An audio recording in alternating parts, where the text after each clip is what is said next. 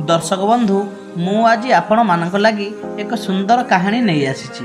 यही कहानीटी आमे जानिबा कि ईश्वर ऊपर विश्वास कले कौन हुए। तेबे चलंतु कहानीटी आरंभ करिबा। गोटे ग्राम रे जड़े व्यापारीटी रहुथिला।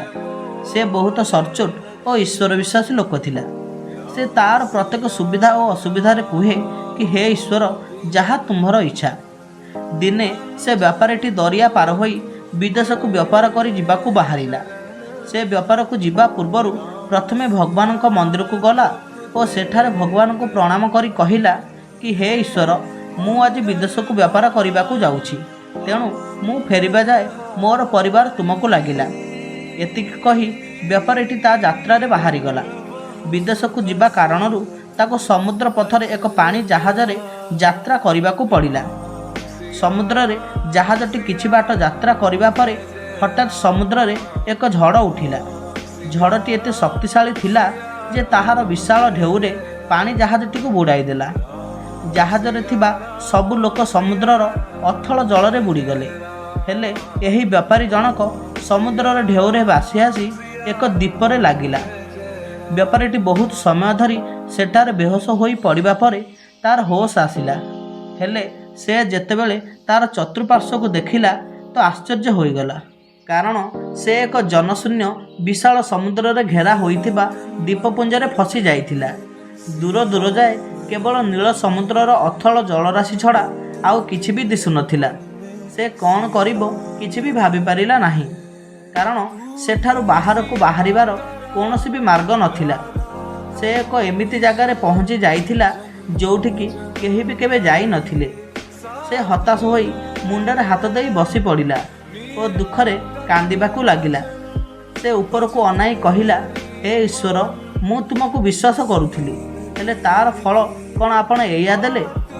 एमिति रागरे जर्जरित होई से व्यापारी जनक ईश्वर को गाली करबाकू लागिला और जेतेबेले से थकी पड़िला से सेठारे ही सोईगला।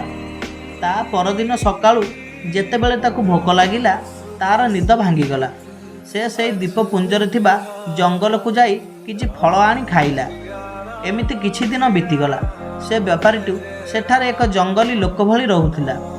से तार रहिबा लागि गछर डालपत्र रे एक छोट कुड़ियाटिए मध्य बनैला और सेई कुड़ियारे सोई समुद्र आड़ को अनाई रहिला। एपटे घर लोक माने बहुत दिन पर शुणिबाकू पाइले जे जहाजटी बुड़ी जाई व्यापारीर मृत्यु हो जाइछि। तेणु सेमाने मध्य मानिनेले कि व्यापारी आउ केबे भी घर को फेरिबो नाही। एमिति बहुत दिन बीतीगला। व्यापारीर घर को जिबार सबु आशा मध्य मरीगला। से आउ ईश्वर को डाकिला नाही कि घर कथा मध्य मने पकाइला नाही। दिने व्यापारीटी समुद्र कूल रे बसी थाए। हठात आकाश रे कला मेघ छाईगला। बहुत जोर रे पवन बहिबाकू लागिला। हठात बहुत जोर रे एक प्रचंड शब्द करी घड़घड़ीटीए मारिला और व्यापारीर कुड़ियाटी हुतुहुतु होई जलीगला। व्यापारीटी यह देखी आउ सही पारिला नाही और पुणी भगवान को गाली करबाकू लागिला। से कहिला, हे ईश्वर तुमे एते निष्ठुर बोली मु केबे भी जानि नथिली। प्रथमे तो मते तुमे एही जनशून्य स्थान रे छाड़ीदेल जोंठिकी बंचिकी जिबार कौनसी भी संभावना नाही और एबे मोर छोट कुड़ियाटी को भी जालीदेल। यह कौन तुमर न्याय। एमिति व्यापारीटी कांदिकी भगवान को गाली करबाकू लागिला और गाली करी करी जेतेबेले थकी पड़िला सेठारे से पुणी सोई पड़िला। एमिति समुद्र कूल रे सोई सोई राति पाईगला। हठात ता कान को किछि लोक कथबार्ता होउथिबार सुबिला।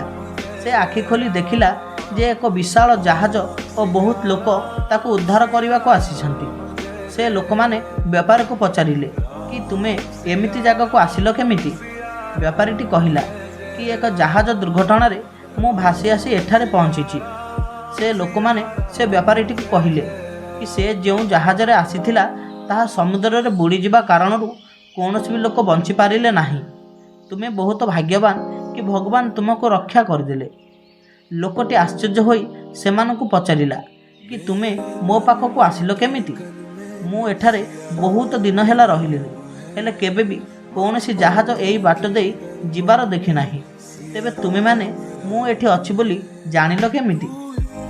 व्यापारीर एमिति प्रश्न शुणी ताकू उद्धार करने को आसीथिबा लोक माने कहिले, तुमे जो निया जालिथिल सेई निया ବହୁତ ଦୂର ପର୍ଯ୍ୟନ୍ତ ଦିଶୁଥିଲା। ଆମେ ଏଠାରୁ 100 ମାଇଲ ଦୂରରେ ଯାଉଥିଲୁ। ହଠାତ୍ ନିଆଁ ଜଳୁଥିବାର ଓ ଧୂଆଁ ଉଠୁଥିବାର ଦେଖି ଆମେ ଜାଣିଲୁ ଯେ ଏଠାରେ କେହି ଜଣେ ଫସି ରହିଛି ଓ ସାହାଯ୍ୟ ଚାହୁଁଛି। ତେଣୁ ଆମେ ଏଠି ପହଞ୍ଚିଲୁ। ସେମାନଙ୍କ ଠାରୁ ଏସବୁ ଶୁଣିଲା ପରେ ବେପାରୀର ଆଖିରେ ଲୁହ ଆସିଗଲା। ସେ ମନେ ମନେ କହିଲା, ହେ ଈଶ୍ୱର, ବାସ୍ତବରେ ତୁମେ କେତେ ଦୟାଳୁ।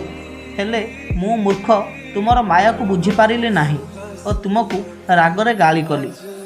ଲୋକଟି ଘରକୁ ଫେରି ସବୁ କଥା କହିଲା ଓ ଭଗବାନଙ୍କ ମନ୍ଦିରକୁ ଯାଇ ସେ କରିଥିବା ଭୁଲ ଯୋଗୁଁ ଭଗବାନଙ୍କୁ କ୍ଷମା ମଧ୍ୟ ମାଗିଲା।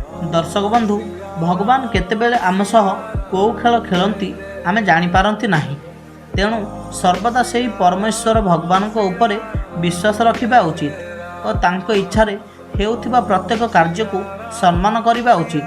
କାରଣ ଯଦି ଆଜି ସେ ଆମକୁ ଦୁଃଖ ଦେଇଛନ୍ତି ତେବେ କାଲି ସୁଖ ମଧ୍ୟ ଦେବେ।